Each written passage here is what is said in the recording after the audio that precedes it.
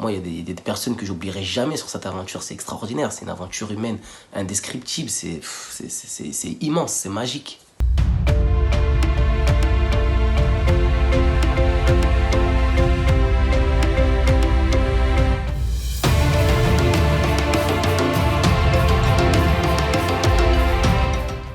Il y en a tellement que j'aurais aimé affronter. Déjà, j'aurais aimé affronter Gabin de ma saison, là, les armes secrètes. Donc Gabin, si tu m'entends, quand tu veux pour un défi en tête à tête, même si je pense que ça va être très dur, parce que j'ai vu de quoi tu es capable. Après, sur les autres saisons, il y a eu des aventuriers emblématiques, hein, mais un aventurier qui m'a marqué, je pense Sam, parce qu'il était jeune, il était ambitieux, il était très fort.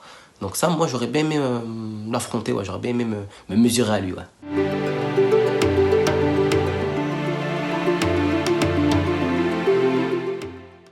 Alors pour ma part, moi, je parlais beaucoup avec les caméramans, mais eux par contre, ils parlaient pas avec moi, ou très peu. Il faut savoir que sur l'île, les caméramans, l'équipe technique, ce sont leur métier, donc ce sont des professionnels, ils sont là pour faire leur travail en fait. Donc plusieurs fois, on s'entretenait avec eux, avec les caméramans, parce qu'ils sont souriants, ils sont polis, mais voilà, on n'est pas là pour tisser des liens.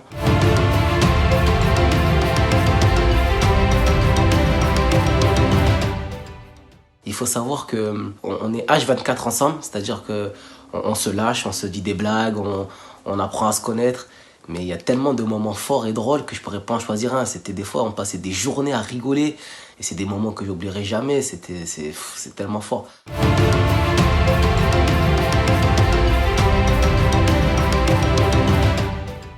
Pour ma part, non.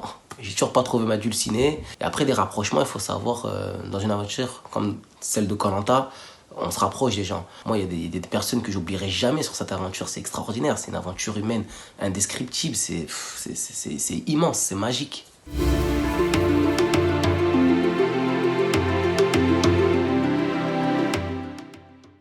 Non, ils sont pas bien cachés. Et du coup, tout le monde en avait trouvé. Ben oui. Blague à part, non, les colliers et les armes secrètes sont très bien cachés. Et d'ailleurs, pour vous donner une petite anecdote, c'est tellement difficile à trouver une arme secrète ou un collier qu'on passait des journées entières mais à être épuisé. C'est épuisant de chercher un objet dont on ne sait pas comment il est, enfin on ne sait pas quoi il ressemble, et on ne sait pas où est-ce qu'il peut être caché, s'il est à hauteur des yeux, s'il est au niveau du sol, s'il est près de la plage, s'il est plus en profondeur sur l'île.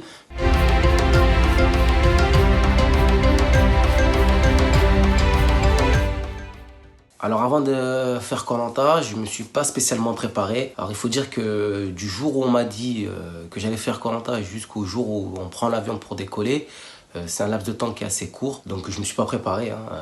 D'ailleurs ça s'est vu, hein. En termes de survie, j'étais pas le meilleur physiquement, donc moi j'ai la chance d'être pompier volontaire, donc du coup à chaque garde je maintiens la forme physique.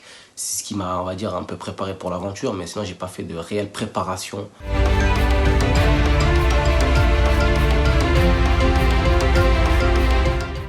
Plusieurs éléments qui sont difficiles, hein, dans une aventure comme Koh Lanta. La faim, la fatigue, le stress des épreuves. Et pour ma part, ça a été la pluie, hein. Faut dire que la pluie, c'est terrible, hein, quand il pleut certains soirs, qu'on se fait réveiller par la pluie, par l'eau. Mentalement, ça met quand même un coup au moral, ouais.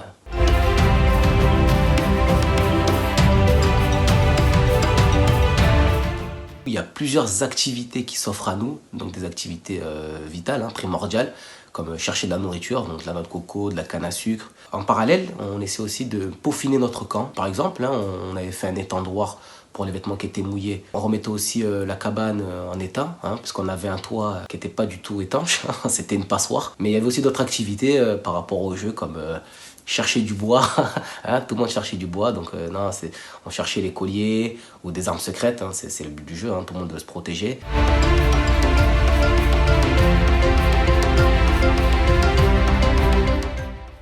Ça a été une joie indescriptible, hein. J'ai mis tellement de temps à réaliser que j'allais pouvoir enfin faire cette aventure que j'ai mis un certain temps. Alors oui, j'ai sauté de joie, hein, c'est sûr, mais c'est vrai qu'il y a certains moments, du premier jour où j'ai envoyé la lettre de candidature jusqu'au jour où on m'a dit « Flavio, tu vas à Koh Lanta », il y a certains moments où j'étais j'avais perdu espoir, j'étais pas forcément confiant. Et le jour où on m'annonce ça, ça tombe comme ça d'un coup.